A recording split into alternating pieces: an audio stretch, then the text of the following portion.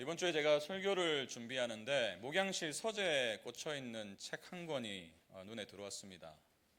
일전에도 한번 소개했던 책이기도 한데요. 걱정이 많아서 걱정인 당신에게 라는 제목의 책이에요. 이 책의 표지를 보면 티벳 속담 하나가 적혀 있습니다. 걱정을 해서 걱정이 없어지면 걱정이 없겠네. 사실 제가 최근에 성도님들의 삶을 이렇게 들으면 제 마음에도 종종 이 걱정이 자리하고 있는 것을 발견하게 되죠. 우리 성도님 이 위기를 좀 잘 넘기시면 좋을 것 같은데, 우리 자녀들의 상황이 조금 나아지면 좋을 것 같은데, 또 연로하신 부모님의 질병이 더 큰 고통으로 이어지지 않아야 될 텐데, 이런저런 소식을 들으면 이렇게 저도 걱정이 찾아오고 마음이 무너질 때도 많습니다. 사실 우리의 삶을 쉽게 떠나지 않는 단어 중에 하나가 이 걱정이 아닐까 싶습니다. 그래서 19세기 철학자인 키에르케고르는 우리의 인생을 이렇게 진단해요. 인생이란 불안이라는 열차를 타고 절망이라는 터널을 지나서 죽음이라는 종착역에 이르는 실존이다. 불안이라는 열차를 타고 절망이라는 터널을 지나고 마지막에는 죽음이 기다리고 있는 것이 인생의 실존이다. 근데 여러분, 이것을 우리가 부정할 수 없지만 사실 우리가 염려하고 걱정하는 것을 조금 더 자세하게 살펴볼 필요는 있습니다. 그래서 한 심리학자가 우리가 하는 걱정의 96%가 불필요한 걱정이다라는 분석을 내놓았어요. 제가 이번에 책을 보니까 이렇게 적혀 있더라고요. 절대로 발생하지 않을 사건에 대한 걱정이 40%, 이미 일어난 사건에 대한 걱정이 30%, 별로 신경 쓸 일이 아닌 사소한 것에 대한 걱정이 22%, 우리가 바꿀 수 없는 사건에 대한 걱정이 4%이고 우리가 바꿀 수 있는 사건에 대한 걱정은 고작 4%뿐이다. 그러나 많은 사람들의 삶을 보면 인생의 대부분을 불필요한 걱정을 하면서 살고 있는 것 같습니다. 그리고 이것은 예수님을 믿는다고 고백하는 저와 여러분도 피할 수 없는 사실인 것 같아요. 사도 바울은 예수님을 믿고 이 성령 하나님께서 거하시는 우리의 삶의 열매를 이렇게 소개하죠. 갈라디아서 5장 22절 23절 같이 읽습니다. 오직 성령의 열매는 사랑과 희락과 화평과 오래 참음과 자비와 양성과 충성과 온유와 절제니 이 같은 것을 금지할 법이 없느니라. 성령 하나님께서 계신 인생에 어떤 열매들이 드러나는가? 사랑과 희락과 화평과 오래 참음과. 근데 여러분 자신의 삶을 쭉 돌아보세요. 늘 사랑하십니까? 늘 기쁨이 있으세요? 늘 마음이 평안이 있으십니까? 우리의 삶이 늘 행복한 건 아니에요. 우리가 정말 이것을 바랍니다. 사랑이 넘쳤으면 좋겠고 기쁨이 가득했으면 좋겠고 소망 가운데 살아가면 좋은데 우리의 삶에는 여전히 육신의 열매가 발견돼요. 그 대표적인 것이 걱정과 불안이잖아요. 염려. 우리 교회가 지난 여름에 함께 읽었던 복음의 언어라는 책을 보면요, 이 삶의 열매로 우리의 믿음의 뿌리를 발견할 수 있다라고 말합니다. 다시 말해서 우리의 삶에 어떤 걱정과 불안과 염려라는 열매가 있다면 그것은 우리의 뿌리가 잘못되어 있다는 것을 반증한다는 것이죠. 그의 말처럼 우리의 삶의 열매는 우리의 믿음의 뿌리에서 발생합니다. 삶의 열매가 걱정과 불안이라면 우리의 믿음이 하나님이 아니라 다른 것에 있다는 것을 보여준다는 거예요. 그래서 이 사람이 이것을 알기 위해서 질문 몇 가지를 제시합니다. 한번 잘 들어보세요. 그리고 스스로에게 한번 질문해 보세요. 내가 지금 하고 있는 일, 경험하는 일은 무엇인가? 그럼 여러분들이 지금 당면하고 있는 어려움들, 또 직면하고 있는 문제들이 무엇인가? 라는 것을 묻는 거죠. 그러한 일에, 그러한 경험에 비추어 나는 나에 대해서 무엇을 믿고 있나? 이런 상황 속에서 살아가는 내가 누구인가를 묻고 있는 거예요. 내가 어떤 존재라고 인식하고 살아가는가? 그리고 나는 하나님이 이 상황 속에서 어떤 일을 행하신다고 믿는가? 그리고 나는 하나님의 성품에 대해서 무엇을 믿고 있는가? 혹시 여러분의 지금 현재의 인생에 평안이 없다면, 또 불안과 걱정이 가득하다면 어떤 일 때문에 그런 감정이 드세요? 혹시 자녀의 성적 때문입니까? 아니면 집안에 밀어닥친 갑작스러운 어려움 때문인가요? 직장 생활에서 겪게 된 어떤 사건 때문입니까? 그러한 일을 겪으면서 여러분은 스스로를 어떻게 바라보고 계세요? 그저 무능력한 존재입니까? 아무것도 할 수 없는 형편없는 사람이에요? 아니면 직장에서 평가받는 그대로의 사람이 나입니까? 만약 이렇게 여러분을 바라보고 계시다면 그 관점은 반드시 하나님께로 향하게 되어 있습니다. 하나님은 이 상황 속에서 아무런 능력도 베풀지 않는 무정하신 분이에요. 나를 그냥 내팽겨 치시는 분이에요. 그리고 이런 생각의 끝에는, 이런 생각의 뿌리에는 언제나 하나님에 대한 오해가 자리 잡고 있어요. 하나님이 더 이상 나를 사랑하지 않으시는 분이에요. 이것이 어쩌면 여러분이 성령의 열매가 아닌 다른 열매를 맺고 있는 근본적인 원인이라 할 수 있을 것입니다. 한마디로 하나님의 사랑을 신뢰하지 않는 마음이 염려와 걱정의 열매를 맺게 한 거죠. 근데 많은 경우에 이 뿌리를 보지 않고 열매만 봐요. 그래서 자기에게 계속 다독이죠. 걱정하지 마, 걱정하지 마. 다 괜찮아질 거야. 근데 문제는 뿌리예요. 그리고 그 뿌리는 믿음의 대상입니다. 아무리 걱정하지 말자고 스스로를 다독여도 염려로 가득한 오늘이 당장 기쁨으로 바뀌지 않아요. 아무리 긍정적인 생각을 자주 한다 하더라도 이 뿌리가 바뀌지 않으면 열매가 달라질 수가 없습니다. 다시 맺힐 거예요. 다시 걱정이 찾아올 거예요. 염려가 찾아올 거예요. 여러분, 그래서 우리는 매일매일 이 뿌리를 점검해야 됩니다. 나의 믿음의 뿌리가 어디에 뿌리 내리고 있는가? 여러분, 이 복음의 언어라는 책의 저자가 1장에서 어떤 주장을 하는지 아세요? 우리 모두는, 예수님을 믿는다고 고백하는 우리 모두는 어떤 면에서 불신자다. 우리는 여전히 하나님을 믿지 않는 영역이 있다는 거예요. 주님을 믿죠. 하나님 믿죠. 근데 이 부분만큼은 여전히 하나님을 신뢰하지 못해요. 이 영역에서는 하나님보다 나의 능력을 더 신뢰할 때가 많아요. 그래서 불신자라는 표현을 쓴 거예요. 그러나 우리는 이것을 인정해야 됩니다. 우리가 하나님이 아닌 다른 것을 믿음의 뿌리를 내리고 있을 때에 반드시 그 열매는 기쁨과 화평이 아니라 걱정과 염려와 불안이기 때문이에요. 그러다 보면 하나님이 아닌 다른 것을 향한 믿음이 계속해서 자랍니다. 더 능력 있어 보이는 무언가 혹은 누군가, 또 더 지혜 있어 보이는 그 대상. 왜 그럴까요?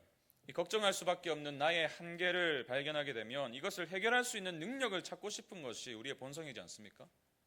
해결하고 싶잖아요. 문제가 생기면.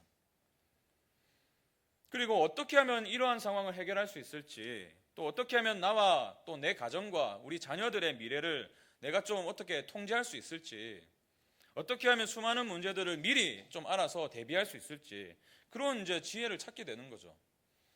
하나님이 아닌 다른 것으로부터 오는 능력과 지혜, 하나님은 신뢰할 수 없지만 이것은 믿을 만하게 보여요. 하나님은 느껴지지 않는데 이것은 내 피부에 와닿아요. 하나님은 눈에 보이지 않는데 이것은 바로 내 눈앞에 있는 것처럼 보여요. 근데 오늘 본문은 그러한 것을 일컬어서 벨과 느보다라고 말합니다. 제가 지난주에 말씀드린 것처럼 이 벨과 느보는 바벨론의 대표적인 신이에요. 이 벨은 바벨론이 믿었던 창조의 신 마르둑의 별명이죠. 그래서 이 바벨론 문명의 유적을 살펴보면 에누마 엘리시라는 창조 서사시가 있습니다. 이 창조 서사시를 보면요, 이런 내용이 있어요. 이 티아맛이라는 혼돈의 여신이 있는데 모든 혼돈과 모든, 한마디로 세상을 어지럽히는 존재예요. 그래서 이제 마르둑이 이 티아맛과 대결을 벌입니다. 강력한 바람과 무기를 사용해서 결국 승리를 쟁취해요. 그리고 이 혼돈의 여신의 몸을 반으로 가릅니다. 그 반이 하늘이 되고 또 다른 반이 땅이 된다는 거예요. 그러니까 이 마르둑의 능력이 뭐예요? 혼돈을 잠재울 수 있는 능력이에요. 그런가 하면 느보는 어떨까요? 느보는 마루드의 아들입니다. 그리고 바벨론이 믿기로는 지혜와 학문의 신이에요. 그래서 당시 수많은 사람의 이름에 느보라는 단어가 들어갔는데 그 대표적인 인물이 성경에 기록되어 있잖아요. 느부갓네살.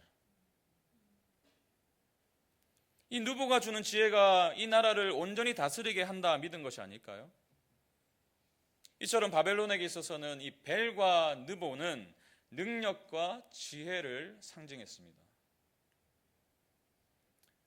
그리고 우리도 이것을 원해요.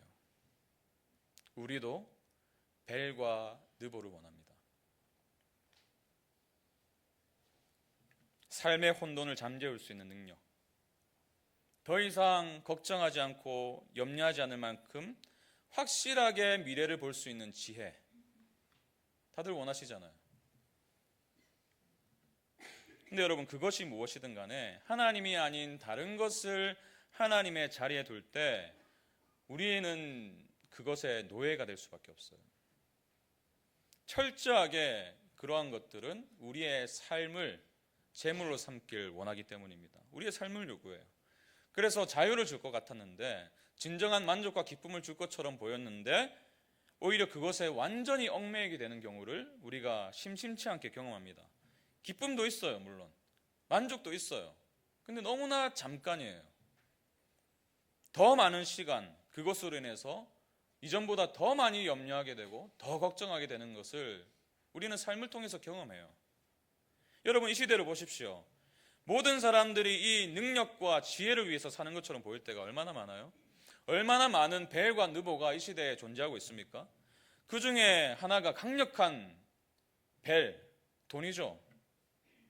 혼돈을 잠재우는 능력. 돈만 있으면 뭐든지 다 할 수 있을 것 같은 세상이잖아요. 내 인생의 절망은 왜 찾아왔는가? 돈이 없기 때문이다. 내가 이 모양 이 꼴로 사는 것은 돈 없는 집에서 태어났기 때문이다. 우리 부모가 단 한 푼도 유산도 없고 오히려 빚만 떠넘겨줘가지고 내가 이 모양 이 꼴로 사는 거다. 그러니까 더 돈에 집착을 해요. 더 돈에 소망을 둬요. 정말 능력이 있는 것처럼 보여요, 돈은. 여러분, 밖에 나가보세요. 화려한 건물도 보세요. 능력이 있는 것처럼 보입니다.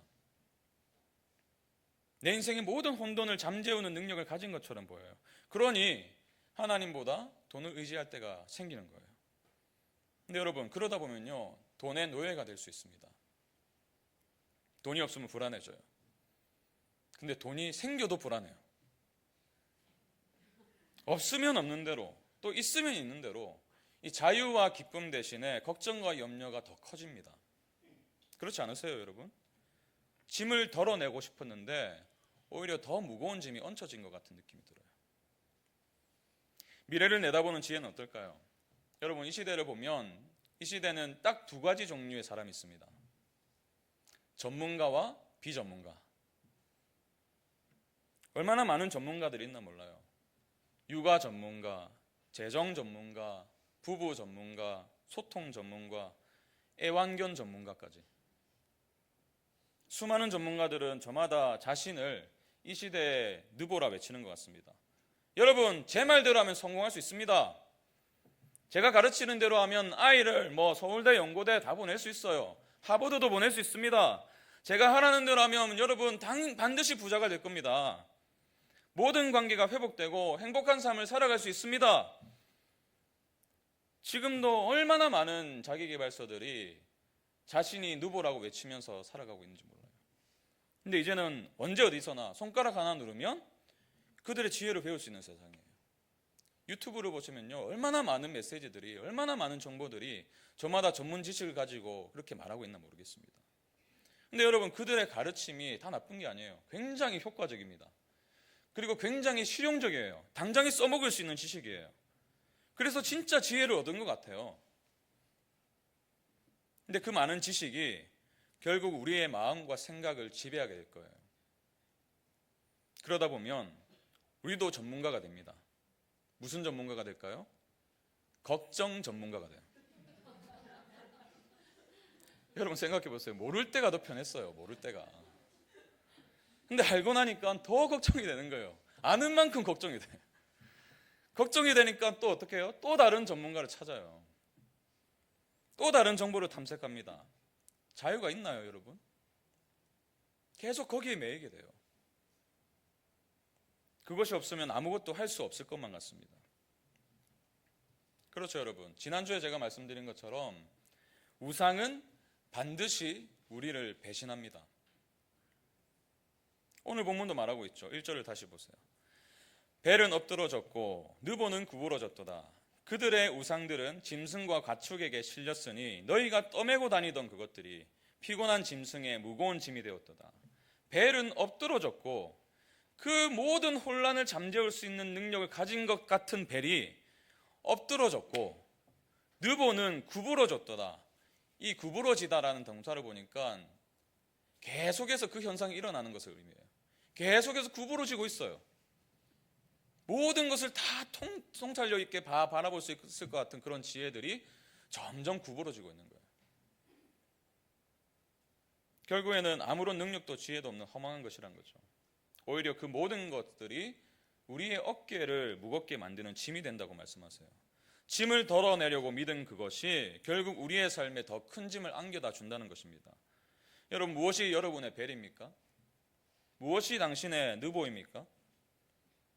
오늘 본문을 기억하십시오. 벨과 느보의 신상은 결국 짐짝으로 전락했습니다.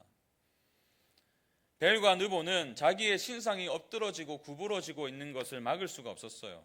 그리고 그것을 섬긴 자들도 구원할 수 없었습니다. 그들이 고난당할 때, 어려움 당할 때 구원할 수 없었어요. 7절 보십시오. 그것을 들어 어깨에 메어다가 그의 처소에 두면 그것이 서 있고 거기에서 능히 움직이지 못하며 그에게 부르짖어도 능히 응답하지 못하며 고난에서 구하여 내지도 못하느니라. 능히 움직이지도 못하고 능히 응답하지도 못하고 고난 가운데에서도 구하여 낼 수 없는 것, 당연한 결과죠. 여러분, 우리를 구원할 수 없는 존재는요, 결국에는 우리가 메고 살아야 될 짐에 불과할 뿐입니다. 그래서 인생이 고달픈 거예요. 짐스러운 거예요. 근데 여러분, 여기에 복음이 있습니다. 하나님은 다르대요.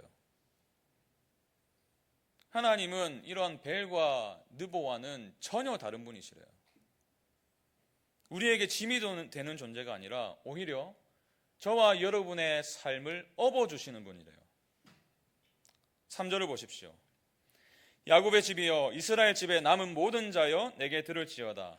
배에서 태어남으로부터 내게 안겼고 태에서 남으로부터 내게 업힌 너희여 제발 좀 듣거라. 내가 너희를 업어왔다. 내가 지금도 너희를 업고 있다. 여러분, 이스라엘의 역사를 보십시오. 단 한 번도 이스라엘이 하나님을 실어 나른 적이 없어요. 오히려 하나님께서 그들의 존재하기 전부터 이스라엘이라는 민족으로 이름 짓기 전부터 그들을 업어주셨습니다. 그들이 잘나서가 아니에요. 하나님의 마음에 쏙 드는 일만 해서가 아닙니다. 그들의 역사를 알잖아요. 얼마나 많이 하나님을 배신하고 원망하고 등을 돌렸습니까? 그래서 그들을 택하신 게 아니에요. 하나님께서 그들을 업어주신 이유는 딱 하나입니다. 하나님의 은혜예요.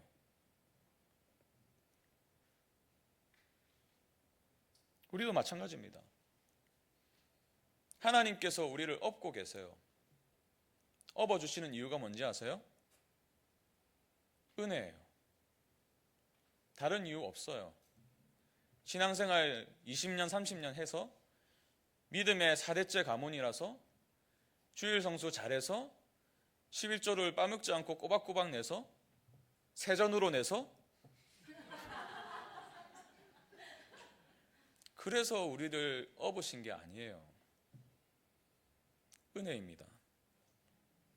여러분, 그렇기 때문에 하나님이 업으신 우리는 앞으로도 절대로 내팽겨치지 않을 거예요. 우리의 행동과 우리의 어떠한 상태에 의해서 결정된 게 아니기 때문입니다. 하나님이 주권적으로 여러분의 인생을 택하셨어요. 하나님이 그 놀라운 은혜 가운데 여러분을 불러주셨어요. 그리고 그 은혜는 결코 변하지 않습니다. 이것이 하나님의 약속이죠. 4절, 너희가 노년에 이르기까지 내가 그리하겠고 백발이 되기까지 내가 너희를 품을 것이라. 내가 지었은즉 내가 업을 것이요 내가 품고 구하여 내리라. 부르짖어도 응답 없는, 구하여 내지도 못하는 벨과 느보와는 달리 하나님은 이런 분이십니다. 너희가 노년에 이르기까지 내가 그리하겠고, ESV 번역을 보니까요, 너희가 노년에 이르기까지 나는 여전히 그니라. I am he. 변함없는 분이시라는 거예요. 과거에 나를 날 때부터 업으셨던 그분은 지금도 변함없다. 앞으로도 그니라. 하나님은 하나님이시란 거예요. 우리의 인생을 향한 약속과 섭리를 포기하지 않으신다는 거예요. 여러분, 하나님의 의지가 보이십니까? 내가 그리하겠고 내가 품을 것이라. 내가 업을 것이요 내가 품고 구하여 내리라. 그 어디에도 우리가 들어갈 공간이 없어요. 우리가 하나님의 마음에 흡족하게 살아서가 아닙니다. 오히려 하나님께서 의지를 가지시고 저와 여러분의 인생을 향한 그 은혜를 포기하지 않으시겠다는 말이에요.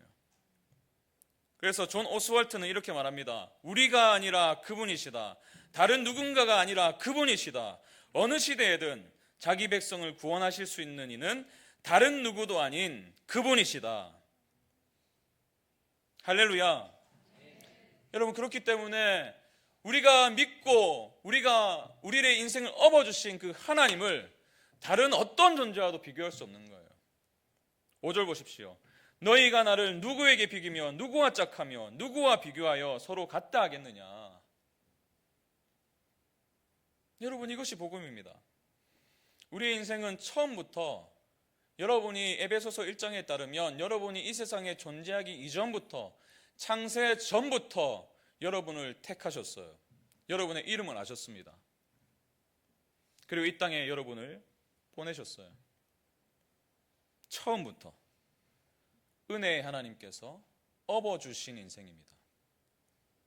업힌다는 건요, 그야말로 내 몸을 맡기는 거잖아요. 저희 집에 둘째가 지금보다 어릴 때 종종 저에게 업어달라고 말했어요.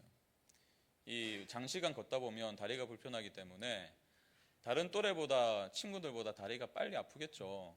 빨리 지치겠죠. 그래서 칭얼대기 시작합니다.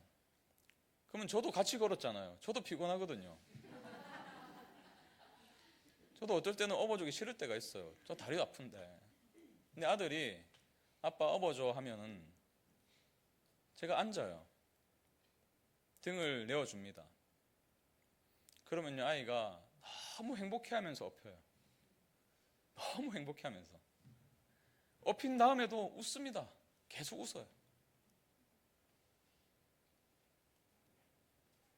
걱정할 필요가 없는 거죠. 더 이상 힘들지 않는 거죠. 아빠가 안전하게 집까지 데려다 줄 것이라는 믿음이 있으니까 그 위에서 막 행복해하는 거예요. 근데 여러분, 우리 모두에게는 저 같은 한계 많은 아버지가 아니라 피곤하지도 않으시고 지치지도 않으시는 아버지가 계세요. 그래서 그분은 절대로 우리의 삶을 내려놓을 수가 없습니다. 한 번 업으신 우리의 인생을 끝까지 업고 가시고 품으시고 구하여 내십니다. 그렇기 때문에 더 이상 우리가 만든 신을 억지로 메고 갈 필요가 없어요. 더 이상 다른 무언가로 하나님을 대체할 이유도 없습니다. 우리는 예수님 안에서 이미 그 아버지 되시는 하나님을 만났어요. 이미 그분의 등을 보았습니다. 주님의 말씀처럼 우리가 이 사실을 믿고 그저 아버지의 등에 엎혀서 기대기만 하면 돼요. 마태복음 11장 28절, 수고하고 무거운 짐진 자들아 다 내게로 오라. 내가 너희를 쉬게 하리라. 여러분, 우리가 익숙하게 아는 한 시가 있습니다. 모래 위의 발자국. 다 아실 거예요. 많이 들어보셨을 거예요. 어느 날 밤에 한 사람이 꿈을 꾸게 되죠. 꿈속에서 예수님과 함께 해변을 따라서 걷고 있었어요. 근데 하늘에서 스크린이 쫙 펼쳐지더니 자기 인생이 영화처럼 이렇게 쫙 보여지는 겁니다. 모래 위에는 두 사람의 발자국이 있었어요. 하나는 그 사람의 것이고 하나는 예수님의 것입니다. 모래 위에 길게 펼쳐진 발자국을 보다가 어느 순간부터 발자국이 한 사람의 것만 있는 것을 발견하게 됩니다. 근데 그때를 보니까 자기가 제일 힘들었을 때예요. 너무나 힘들어서 죽고 싶었을 때. 그래서 항의하듯이 주님께 묻죠. 주님, 제가 주님을 따르면 저와 항상 함께 하시겠다고 약속하셨잖아요. 물론 그 약속을 지키셨습니다. 그런데 제가 묻고 싶은 건요, 제가 하필 제일 어려웠던 그 순간에는 왜 주님 안 계셨어요? 왜 발자국이 하나밖에 없어요? 주님이 이렇게 답하시죠. 사랑하는 아들아, 나는 절대로 너를 떠난 적이 없어. 네가 고통과 어려움을 당하는 그 모든 시간에 모래 위에 한 사람의 발자국만 남아있는 것은 내가 너를 업고 갔기 때문이야. 근데 여러분, 한 신학자는요, 이 이야기가 너무 감동적이고 너무 하나님의 은혜를 경험하게 하는 좋은 이야기지만 조금 부족하다고 말해요. 저도 동의합니다. 하나님은요, 여러분이 어려울 때만 업으시는 분이 아니세요. 처음부터 업으셨고 여러분의 삶이 끝나는 그 순간까지도 업으실 거예요. 우리의 모든 인생이 주님께 엎여 있는 것입니다. 그렇기 때문에 우리의 인생 전체는 단 한 사람의 발자국만 남아있을 거예요.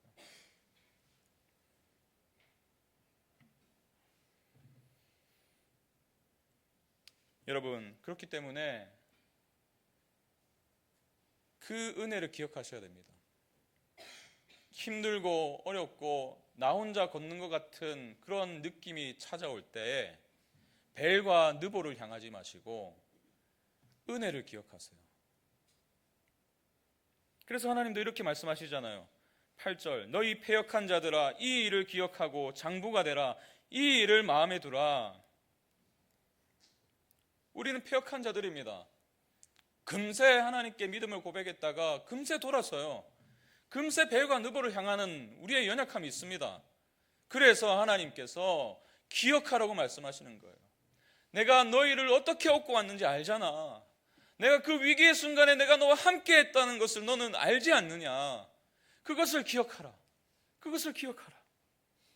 9절에도 똑같은 말씀하시죠. 너희는 옛적 일을 기억하라. 너희는 옛적 일을 기억하라. 이스라엘의 역사를 보십시오. 아브라함을 부르신 하나님께서 언약을 맺으시고 난 이후에 그 언약에 따라서 철저하게 그들의 인생을 구원해 오셨습니다. 출애굽시키셨어요. 광야에서 입히시고 먹이셨습니다. 줄이거나 목마르지 않게 하셨어요. 가나안 땅에 들어가게 하셨습니다. 옛적 일들을 기억하라. 여러분에게 있어서 옛적 일은 무엇입니까? 제가 성도님들 신방하다 보면 인생의 역사를 쭉 듣게 되죠. 정말 어렵게 힘들게 살아오신 분들이 많으세요. 근데 저는 너무 귀한 것은요, 그 어려움 속에서도 하나님을 붙들어 오셨다는 거예요. 하나님을 고백하시는 거예요. 제가 진짜 힘들었었는데요, 하나님께서 견디게 하셨습니다. 제가 정말 이 가정에 위기가 있었는데 하나님께서 붙들어 주셨습니다. 경제적으로 뭐 사업이 망해가지고 당장 내일 어떻게 먹고 사나 그런 낙심에 빠져 있었는데 말씀이 생각나서, 하나님이 생각나서 견딜 수가 있었습니다. 옛적 일을 기억하라. 그것을 기억하면 여전히 여러분의 인생을 업고 가시는 하나님의 등이 보일 거예요.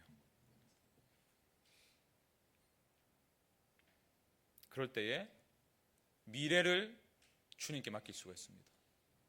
약속을 신뢰할 수 있어요. 여러분, 하나님께서 어떤 약속을 주셨죠? 10절 보세요.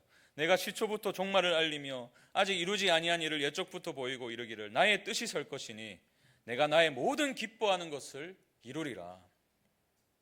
11절에 강조하십니다. 내가 동쪽에서 사나운 날짐승을 부르며 먼 나라에서 나의 뜻을 이룰 사람을 부를 것이라. 내가 말하였은즉 반드시 이룰 것이요 계획하였은즉 반드시 시행하리라.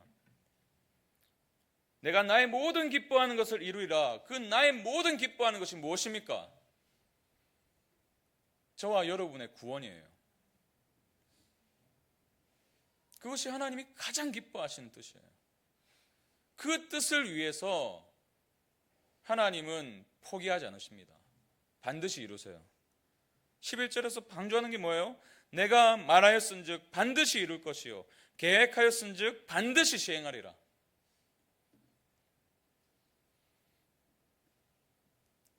하나님이 반드시 이루겠다 하신 말씀은 다름 아니라 이스라엘의 구원이었습니다. 이 말씀은 우리에게도 향하고 있어요. 반드시 여러분의 인생을 건져주실 것입니다.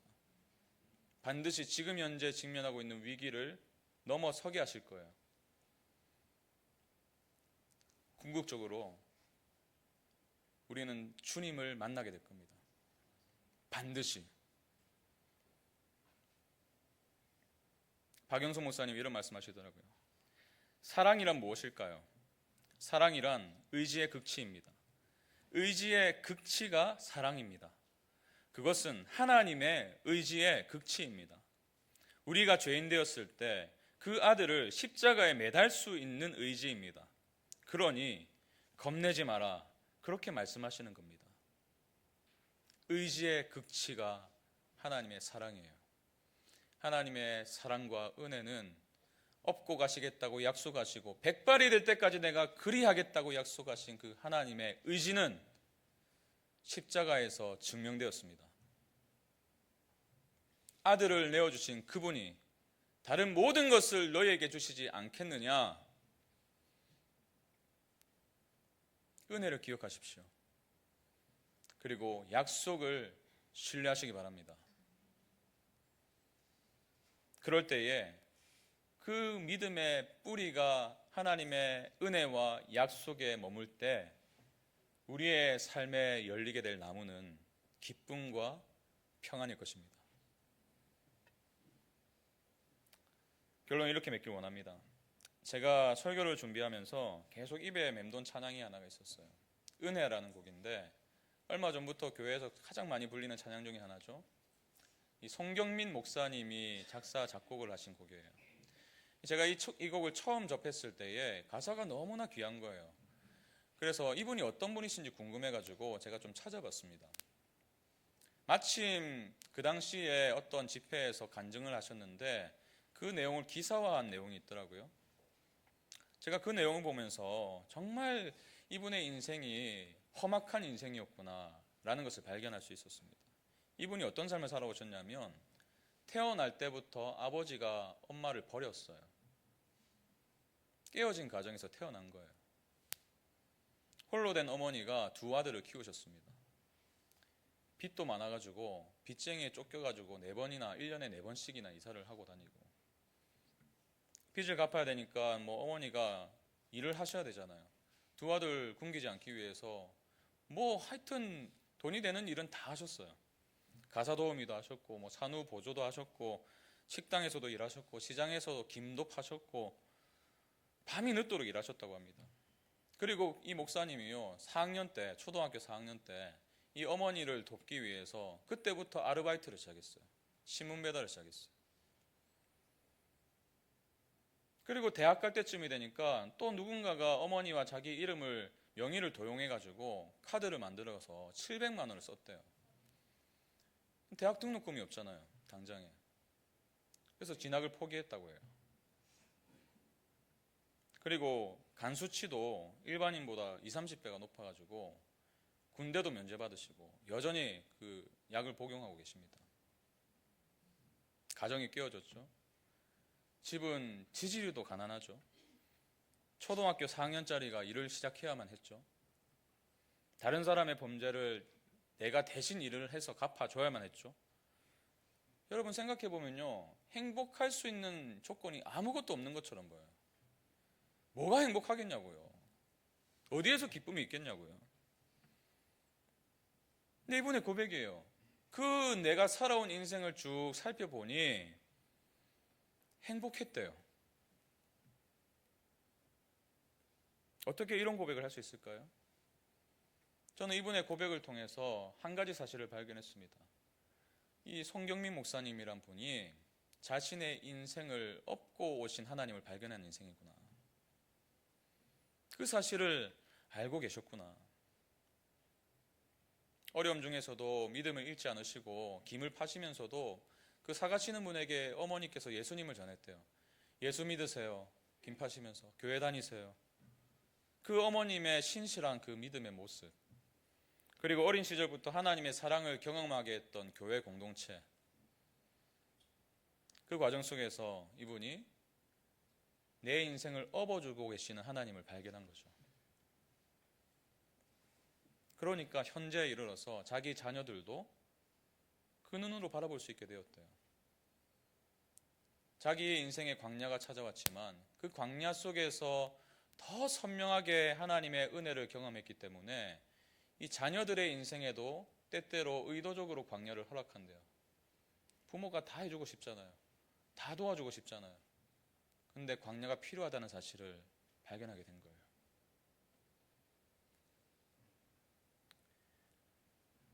이분이 경험하신 하나님이 여러분의 하나님이신 줄 믿습니다.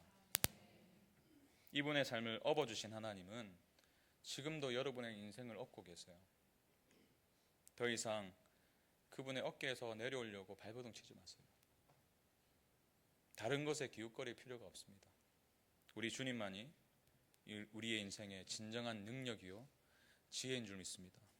그분이 이미 베푸신 은혜를 기억하시고 그분이 약속하신 그 약속을 신뢰하시면서 걱정과 불안과 염려가 아니라 기대와 소망으로 내일을 바라보시길 축복합니다. 우리 말씀 생각하시면서 방금 소개해드린 목사님이 쓰신 이 가사, 내가 누려왔던 모든 것들이, 내가 지나왔던 모든 시간이, 내가 걸어왔던 모든 순간이, 이 모든 순간에는요 가정의 깨어짐도 있었고 빚쟁이들에게 쫓기는 인생도 있었고 어머니가 하루 종일 일하셔야 되는 그런 상황도 있었어요. 그 모든 순간이 당연한 것 아니라 은혜였어. 여러분, 저희는요 이 고백을 할 수 있는 사람들이에요. 우리는 그냥 그저 그런 사람이 아닙니다.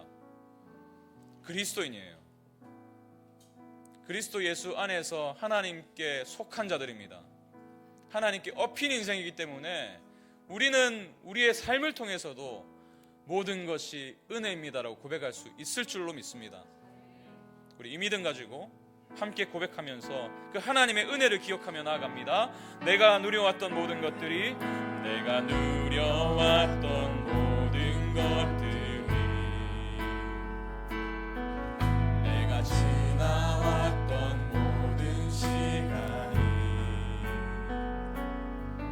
내가 걸어왔던 모든 순간이 당연한 것 아니라 은혜였소. 아침 해가 뜨고 저녁에 노을, 오늘이라는 그 하루가 봄의 꽃향기와 가을의 열매, 계절이 흐르는 그 모든 순간들, 변하는 계절의 모든 순간, 주님 돌아보니까 다 주님의 은혜였음을 고백합니다. 우리 함께 모든 것이 은혜,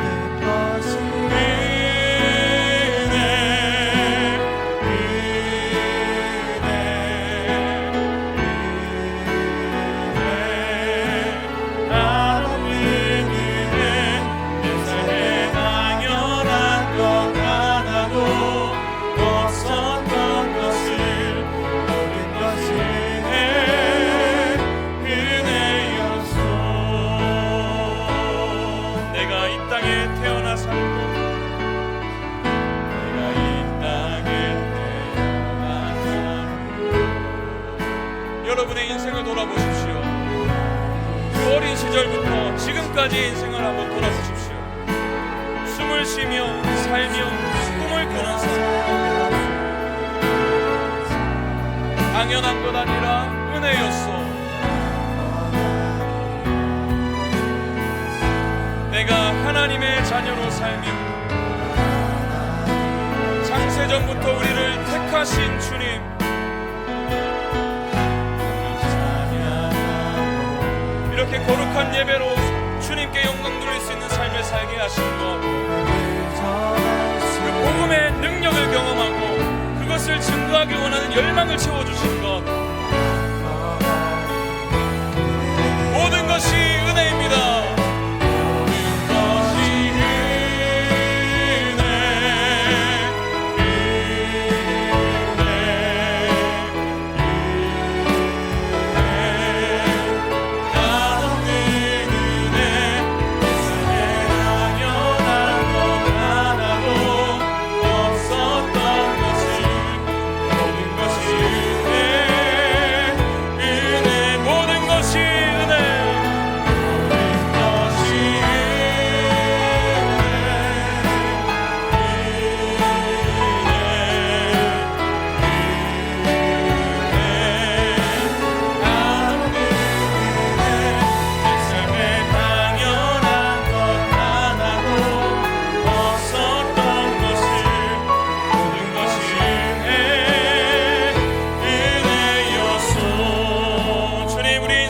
베푸신 그 은혜들을 기억하게 하여 주시고, 주님 이미 주신 약속을 신뢰하며 내일을 바라보게 하여 주시옵소서. 우리의 모든 인생이 한순간도 빠짐없이 하나님께 엎인 인생임을 고백하며 날마다 그 은혜 안에서 자신을 바라보며 상황을 해석할 수 있도록 주님 은혜 베풀어 주시옵소서. 하나님을 오해하지 않겠습니다. 하나님의 하나님 되심을 인정하며 살아가기 원합니다. 주님, 그로 인해서 기쁨과 평안이라는 놀라운 열매를 맺으며 살아갈 수 있도록 허락하여 주시옵소서. 우리 모든 삶을 맡겨드리며 함께 기도하시겠습니다. 아버지 하나님 감사합니다. 시간에 우리의 마음과 삶을 주님께 맡겨드리며 다시 한 번 더 이 놀라운 은혜의 복음 앞에 우리가 마주하길 원합니다. 하나님, 우리가 하나님을 모른 채 살아왔을 그때에 하나님을 거부하면서 내 잘난 맛에 살아왔던 그때에도 하나님은 우리를 향한 하나님의 뜻을 포기하지 않으셨습니다. 우리를 구원하시고자 하는 그 하나님의 의지를 포기하지 않으셨습니다. 하나님, 그로 인해서 예수님을 죽음으로 내모시고 우리를 대신 살려주셔서 하나님 이렇게 주님을 찬양하고 주님의 주되심을 인정하고 하나님의 자녀로서 살게 하셨습니다. 하나님, 이 모든 것이 주님의 은혜임을 고백합니다. 우리의 인생의 단 한순간도 하나님 그 어떤 순간이랄지라도 주님이 여전히 우리를 업고 가셨음을 믿음으로 고백합니다. 하나님, 이것이 우리의 삶에 놓여진 놀라운 복인 줄로 믿사오니 하나님, 우리가 다시 한 번 더 눈을 떠서 주님께서 이미 허락하신 은혜를 바라보며 하나님 또한 주님께서 약속하신 것을 반드시 이루시며 의지를 가지시고 우리를 사랑하시고 결정하시고 하나님 그것을 반드시 이루시는 그 하나님의 뜻을 발견할 수 있도록 그것을 기대하며 나갈 수 있도록 주님 붙들어 주시옵소서. 주님, 그래서 우리 평생에 모든 것이 은혜입니다라는 고백이 그치지 않는 인생을 살게 하여 주시고 그래서 하나님께 영광 돌리며 살아갈 수 있도록 주님 붙들어 주시옵소서. 모든 것이 은혜, 모든 것이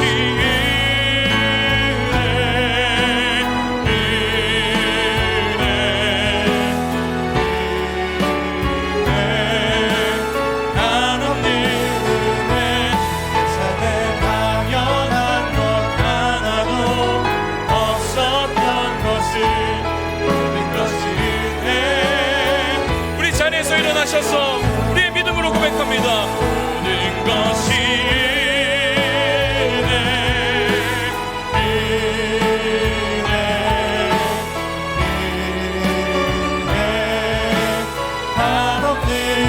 내 삶에 당연한 것 하나도 없었던 것을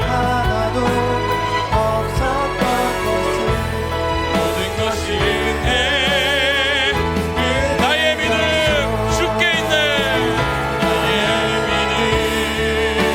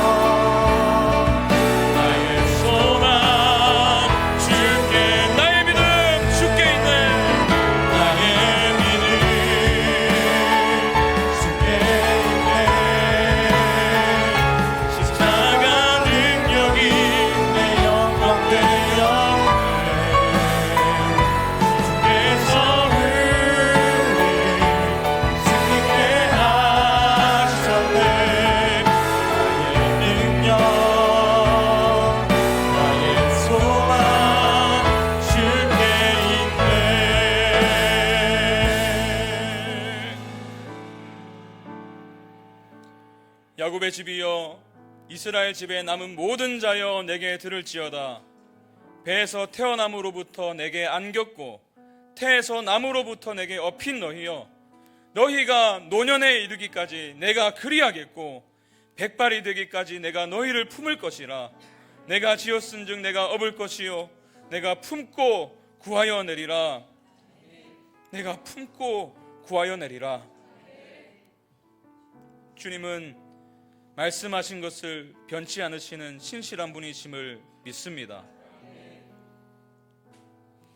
어려운 시대를 살아가고 있는 우리 모든 성도들의 가슴마다 날마다 이 음성 듣게 해 주시옵소서.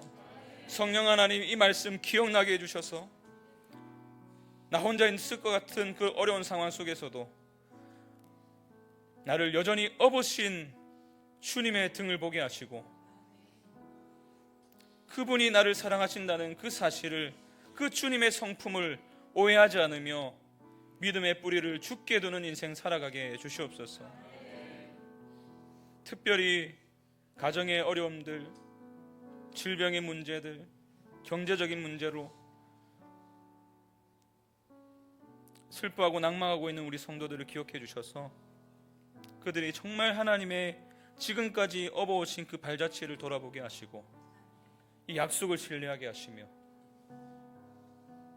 반드시 내가 나의 기뻐하는 뜻을 이루겠다고 약속하신 그 하나님께 소망을 두며 일어서게 하여 주시옵소서. 이제는 우리 주 예수 그리스도의 은혜와 하나님의 크신 사랑과 성령의 함께하심이 하나님께서 친히 업고 가는 인생임을 기억하며 더 이상 벨과 느보를 의지하는 인생이 아니라 하나님께 믿음의 뿌리를 내리며 기쁨과 평강의 열매를 맺는 삶을 소망하는 모든 성도들의 인생 가운데 이제부터 영원까지 함께 하시기를 간절히 축원하옵나이다. 아멘.